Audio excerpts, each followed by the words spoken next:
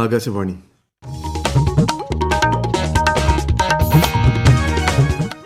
നമസ്കാരം. പ്രാദേശിക വാർത്തകൾ വായിക്കുന്നത് നരേന്ദ്രമോഹൻ.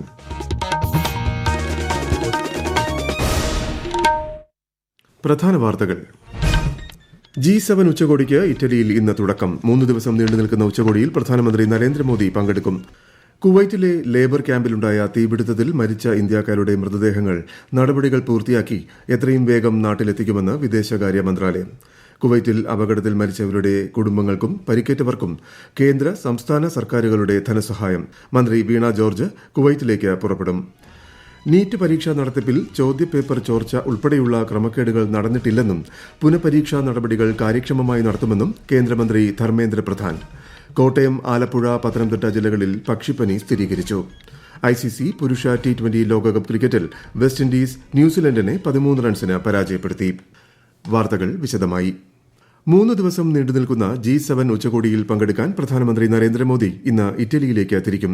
തുടർച്ചയായി 3-ാം തവണയും പ്രധാനമന്ത്രിയായി അധികാരമേറ്റ ശേഷമുള്ള അദ്ദേഹത്തിന്റെ ആദ്യ വിദേശ സന്ദർശനമാണ് ഇത്. G7 ഉച്ചകോടിക്ക് ഇന്ന് തുടക്കമാകും. തുടർച്ചയായി 5-ാം തവണയാണ് ശ്രീ മോദി ഉച്ചകോടിയിൽ പങ്കെടുക്കുന്നത്. നാളെ നടക്കുന്ന ഔട്ട്റീച്ച് സെഷനിൽ പ്രധാനമന്ത്രി സംബന്ധിക്കുമെന്ന് വിദേശകാര്യ സെക്രട്ടറി വിനയ് ക്വാത്ര ന്യൂഡൽഹിയിൽ മാധ്യമങ്ങളോട് പറഞ്ഞു. ഈ സെഷനിൽ നിർമ്മിത ബുദ്ധി, ഊർജ്ജം, ആഫ്രിക്ക, മെഡിറ്ററേനിയൻ മേഖലകളിൽ ഊന്നിയുള്ള ചർച്ചകൾ എന്നിവ നടക്കും. ഇറ്റാലിയൻ പ്രധാനമന്ത്രി ജോർജിയ മെലോണുമായി പ്രധാനമന്ത്രി ഉഭയകക്ഷി ചർച്ച നടത്തും. കഴിഞ്ഞ വർഷം അബുദാബിയിൽ നടന്ന COP28 ഉച്ചകോടിയിലാണ് ഇരു പ്രധാനമന്ത്രിമാരും അവസാനമായി കൂടിക്കാഴ്ച നടത്തിയത്. മറ്റ് ലോക നേതാക്കളുമായും അദ്ദേഹം ആശയവിനിമയം നടത്തും. നീറ്റ് പരീക്ഷയിൽ ഗ്രേസ് മാർക്ക് ലഭിച്ച 1563 പേരുടെ സ്കോർ കാർഡുകൾ റദ്ദാക്കുമെന്ന് കേന്ദ്ര സർക്കാർ. ഇവർക്ക് ഈ മാസം 23-ന് വീണ്ടും പരീക്ഷ എഴുതാൻ അവസരം നൽകുമെന്ന് കേന്ദ്ര സർക്കാർ സുപ്രീം കോടതിയെ അറിയിച്ചു. പുനഃപരീക്ഷയുടെ ഫലം ഈ മാസം 30-ന് പ്രസിദ്ധീകരിക്കും. ഗ്രേസ് മാർക്ക് കിട്ടിയ കുട്ടികളുടെ സ്കോർ ക്യാൻസൽ ചെയ്യുമെന്നും റീടെസ്റ്റ് എഴുതിയില്ലെങ്കിൽ ഗ്രേസ് മാർക്ക് ഒഴികെയുള്ള മാർക്ക് നിലനിൽക്കുമെന്നും സർക്കാർ കോടതിയെ അറിയിച്ചു. നീറ്റ് പരീക്ഷാ നടത്തിപ്പുമായി ബന്ധപ്പെട്ട മറ്റ് ഹർജികളിൽ ജൂലൈ 8-ന് സുപ്രീംകോടതി വീണ്ടും വാദം കേൾക്കും. കൌൺസിലിംഗ് തടസ്സപ്പെടുത്തരുതെന്ന് സുപ്രീംകോടതി നിർദ്ദേശം നൽകിയിട്ടുണ്ട്. അതേസമയം നീറ്റ് പരീക്ഷ നടത്തിപ്പിൽ ചോദ്യപേപ്പർ ചോർച്ച ഉൾപ്പെടെയുള്ള ക്രമക്കേടുകൾ നടന്നിട്ടില്ലെന്നും പുനഃപരീക്ഷാ നടപടികൾ കാര്യക്ഷമമായി നടത്തുമെന്നും ശ്രീ ധർമ്മേന്ദ്ര പ്രധാൻ പറഞ്ഞു. കേന്ദ്ര വിദ്യാഭ്യാസ മന്ത്രിയായി ഇന്ന് ചുമതലയേറ്റ ശേഷം മാധ്യമപ്രവർത്തകരോട് പ്രതികരിക്കുകയായിരുന്നു അദ്ദേഹം. കുവൈറ്റിലെ മംഗഫ് ഏരിയയിൽ ലേബർ ക്യാമ്പിലുണ്ടായ തീപിടുത്തത്തിൽ 40ഓളം ഇന്ത്യക്കാർ മരിക്കുകയും 50ഓളം പേർക്ക് പരിക്കേൽക്കുകയും ചെയ്തതായി വിദേശകാര്യ മന്ത്രാലയം അറിയിച്ചു. ബന്ധപ്പെട്ട ഉദ്യോഗസ്ഥരിൽ നിന്നും കമ്പനിയിൽ നിന്നും ലഭിച്ച വിവരങ്ങൾ എംബസി പരിശോധിച്ചു വരികയാണെന്ന് മന്ത്രാലയം വ്യക്തമാക്കി. കുവൈറ്റിലെ ഇന്ത്യൻ അംബാസഡർ ആദർശ് സ്വൈക്ക സംഭവസ്ഥലവും ആശുപത്രികളും സന്ദർശിച്ചു. അതിനിടെ പ്രധാനമന്ത്രി നരേന്ദ്രമോദിയുടെ അധ്യക്ഷതയിൽ ഡൽഹിയിൽ അവലോകന യോഗം ചേർന്നു. മരിച്ചവരുടെ കുടുംബങ്ങളെ പ്രധാനമന്ത്രി അനുശോചനം അറിയിച്ചു. മരിച്ചവരുടെ കുടുംബങ്ങൾക്ക് 2 ലക്ഷം രൂപ വീതം ധനസഹായം പ്രഖ്യാപിച്ചിട്ടുണ്ട്. ദുരിതാശ്വാസ പ്രവർത്തനങ്ങൾക്ക് മേൽനോട്ടം വഹിക്കുന്നതിനും മൃതദേഹങ്ങൾ വേഗത്തിൽ നാട്ടിലെത്തിക്കുന്നതിനുമായി വിദേശകാര്യ സഹമന്ത്രി കീർത്തിവർദ്ധൻ സിംഗ് കുവൈറ്റിലെത്തി. കുവൈത്തിലെ തീപിടുത്തത്തിൽ മരണമടഞ്ഞ മലയാളികളുടെ കുടുംബാംഗങ്ങൾക്ക് സംസ്ഥാന സർക്കാർ 5 ലക്ഷം രൂപ വീതം ധനസഹായം നൽകും. ഇന്ന് ചേർന്ന പ്രത്യേക മന്ത്രിസഭാ യോഗത്തിലാണ് തീരുമാനം. 19 മലയാളികൾ മരിച്ചതായി സ്ഥിരീകരിച്ചു. കൂടുതൽ വിവരങ്ങളുമായി ആകാശവാണി തിരുവനന്തപുരം ജില്ലാ പ്രതിനിധി രജു കോലിയക്കോട്. കുവൈറ്റിലുണ്ടായ അഗ്നിബാധ മരണങ്ങളിൽ ഇന്ന് ചേർന്ന പ്രത്യേക മന്ത്രിസഭാ യോഗത്തിൽ അനുശോചനം രേഖപ്പെടുത്തി. പരിക്കേറ്റ മലയാളികൾക്ക് 1 ലക്ഷം രൂപ വീതം നൽകാനും മന്ത്രിസഭായോഗം തീരുമാനിച്ചു. ആരോഗ്യവകുപ്പ് മന്ത്രി വീണ ജോർജ് അടിയന്തരമായി കുവൈറ്റിലേക്ക് യാത്ര തിരിക്കും. പരിക്കേറ്റ മലയാളികളുടെ ചികിത്സ, മരണമടഞ്ഞവരുടെ മൃതദേഹങ്ങൾ നാട്ടിലെത്തിക്കൽ തുടങ്ങിയ പ്രവർത്തനങ്ങളുടെ ഏകോപനത്തിനായാണ് മന്ത്രി കുവൈറ്റിലെത്തുന്നത്. മരണമടഞ്ഞവരുടെ കുടുംബങ്ങൾക്ക് 5 ലക്ഷം രൂപ വീതം സഹായം നൽകാമെന്ന് പ്രമുഖ വ്യവസായി യൂസഫ് അലിയും 2 ലക്ഷം രൂപ വീതം സഹായം നൽകാമെന്ന് പ്രമുഖ വ്യവസായി രവി പിള്ളയും മുഖ്യമന്ത്രിയെ അറിയിച്ചിട്ടുണ്ട്. നോർക്ക മുഖേനയാണ് ഈ സഹായം ലഭ്യമാക്കുക. ഇതോടെ ഒരു കുടുംബത്തിന് 12 ലക്ഷം രൂപയാണ് സഹായം ലഭിക്കുക. സാധ്യമായ എല്ലാ സഹായങ്ങളും അപകടത്തിൽപ്പെട്ടവർക്ക് ലഭ്യമാക്കാൻ നോർക്കയുടെ ആഭിമുഖ്യത്തിലും പ്രവാസികളുടെ മുൻകൈയിലും ശ്രമം നടക്കുന്നുണ്ട്. ഹെൽപ്പ് ഡെസ്കും ഗ്ലോബൽ കോൺടാക്ട് സെന്ററും മുഴുവൻ സമയവും പ്രവർത്തിക്കുന്നുണ്ട്. കേന്ദ്ര സർക്കാർ കുവൈറ്റിൽ നടത്തുന്ന ഇടപെടലുകളിൽ സംസ്ഥാന സർക്കാരിന്റെ പൂർണ്ണ പിന്തുണ നൽകാനും മന്ത്രിസഭായോഗം തീരുമാനിച്ചു. അതിനിടെ 49 പേർ കൊല്ലപ്പെടുകയും ഒട്ടേറെ പേർക്ക് പരിക്കേൽക്കുകയും ചെയ്ത സംഭവത്തിൽ കുവൈറ്റ് പബ്ലിക് പ്രോസിക്യൂട്ടർ അന്വേഷണം ആരംഭിച്ചു. വിദേശകാര്യമന്ത്രി അബ്ദുള്ള അൽ യഹയും ആരോഗ്യമന്ത്രി ഡോക്ടർ അഹമ്മദ് അൽ അവധിയും അൽ അദാൻ ആശുപത്രിയിലെത്തി പരിക്കേറ്റവരെ സന്ദർശിച്ചു. നോർക്ക റൂട്ട്സ് ഹെൽപ്പ് ഡെസ്ക് ആരംഭിച്ചിട്ടുണ്ട്. പ്രവാസി മലയാളികൾക്ക് നോർക്ക ഗ്ലോബൽ കോൺടാക്ട് സെന്ററിന്റെ 24 മണിക്കൂറും പ്രവർത്തിക്കുന്ന ടോൾ ഫ്രീ നമ്പറായ 1800-425-3939 ബന്ധപ്പെടാവുന്നതാണ്. കുവൈത്തിലുണ്ടായ തീപിടുത്തത്തിൽ സാധ്യമായ എല്ലാ സഹായവും നൽകാൻ സർക്കാർ സജ്ജമാണെന്നും വിദേശകാര്യ മന്ത്രാലയവുമായി ബന്ധപ്പെട്ട് വരികയാണെന്നും കേന്ദ്ര സഹമന്ത്രി സുരേഷ് ഗോപി. നമ്മുടെ സഹോദരങ്ങളുടെ സുരക്ഷ ഉറപ്പാക്കുമെന്നും ദുരന്തം അതിജീവിക്കാൻ കഴിയുമെന്ന വിശ്വാസത്തോടെയാണ് മുന്നോട്ട് പോകുന്നതെന്നും അദ്ദേഹം പറഞ്ഞു. ലോക കേരള സഭയുടെ പരിപാടികൾ നിർത്തിവെച്ച് അതിന് നീക്കിവെച്ച തുക കുവൈറ്റ് അപകടത്തിൽ മരിച്ചവരുടെയും പരിക്കേറ്റവരുടെയും കുടുംബങ്ങൾക്ക് നൽകണമെന്ന് BJP സംസ്ഥാന പ്രസിഡന്റ് കെ സുരേന്ദ്രൻ കോഴിക്കോട് വാർത്താസമ്മേളനത്തിൽ ആവശ്യപ്പെട്ടു. ലോക കേരള സഭ മാമാങ്കത്തിന്റെ പ്രയോജനം പ്രവാസികൾക്ക് ലഭിക്കുന്നില്ല. പ്രവാസികൾക്കായി കർമ്മ പദ്ധതി ആവിഷ്കരിക്കണം. കേരളത്തിന്റെ ആവശ്യങ്ങൾ വിദഗ്ധ സമിതിയെ വെച്ച് പാർട്ടി കേന്ദ്ര സർക്കാരിന്റെ ശ്രദ്ധയിൽ കൊണ്ടുവരും. എയിംസ് വിഷയത്തിൽ പാർട്ടി നിലപാട് വ്യക്തമാക്കുമെന്നും അദ്ദേഹം പറഞ്ഞു.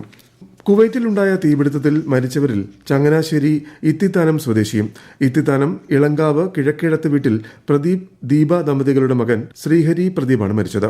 27 വയസ്സായിരുന്നു. പിതാവ് പ്രദീപും കുവൈത്തിൽ ജോലി ചെയ്തു വരികയാണ്. കുവൈറ്റിൽ തീപിടുത്തത്തിൽ മലപ്പുറം കൂട്ടായി സ്വദേശി മരണപ്പെട്ടു. കൂട്ടായി കോതപ്പറമ്പ് സ്വദേശി കുപ്പന്റെ പുരയ്ക്കൽ നൂഹ് ആണ് മരണപ്പെട്ടത്. കുവൈറ്റ് ദുരന്തത്തിൽ നോർക്ക റൂട്ട്സ് സ്വീകരിച്ച അടിയന്തര നടപടികളെക്കുറിച്ച് CEO അജിത് കോളശ്ശേരി ആകാശവാണി വാർത്തകളോട്. ഇന്നലെ കുവൈറ്റിലെ ഈ വാർത്ത അറിഞ്ഞപ്പോൾ മുതൽ തന്നെ കുവൈറ്റിലെ ഇന്ത്യൻ എംബസിയുമായിട്ടും അവിടുത്തെ പ്രവാസി സംഘടനകളുമായിട്ടും നോർക്ക കോണ്ടാക്ട് ചെയ്തിരുന്നു.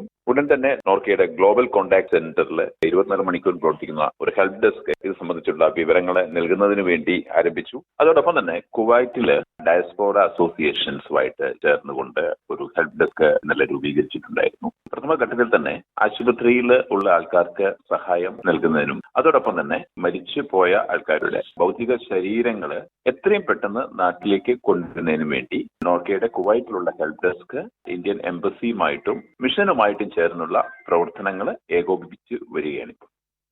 ഈ വാർത്തകൾ ആകാശവാണിയിൽ നിന്ന്. ജൂൺ 21 നടക്കുന്ന അന്താരാഷ്ട്ര യോഗാ ദിനത്തിന്റെ 10ാം പതിപ്പിന് മുന്നോടിയായി താടാസനത്തിന്റെ വീഡിയോ ക്ലിപ്പ് സമൂഹമാധ്യമത്തിലൂടെ പങ്കിട്ട് പ്രധാനമന്ത്രി നരേന്ദ്രമോദി. താടാസനത്തിന്റെ ഗുണങ്ങളെയും ആരോഗ്യ നേട്ടങ്ങളെയും കുറിച്ച് വീഡിയോ വിശദീകരിക്കുന്നു.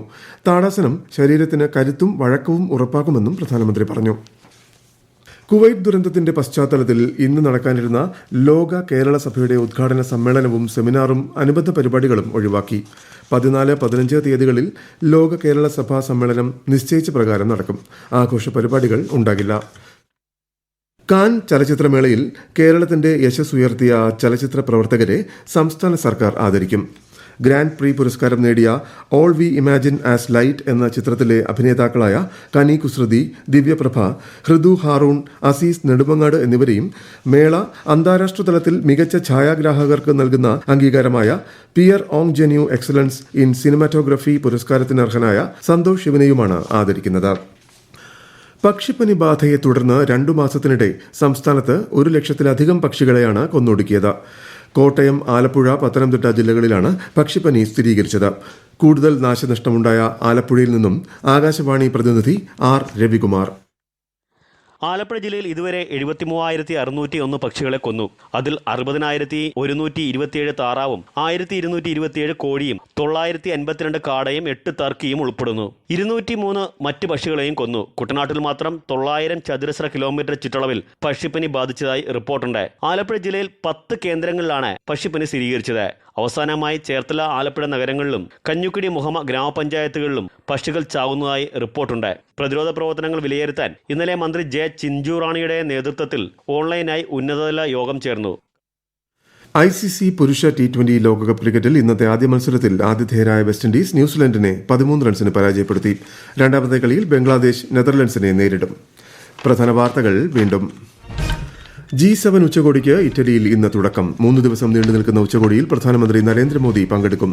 കുവൈറ്റിലെ ലേബർ ക്യാമ്പിലുണ്ടായ തീപിടുത്തത്തിൽ മരിച്ച ഇന്ത്യക്കാരുടെ മൃതദേഹങ്ങൾ നടപടികൾ പൂർത്തിയാക്കി എത്രയും വേഗം നാട്ടിലെത്തിക്കുമെന്ന് വിദേശകാര്യ മന്ത്രാലയം.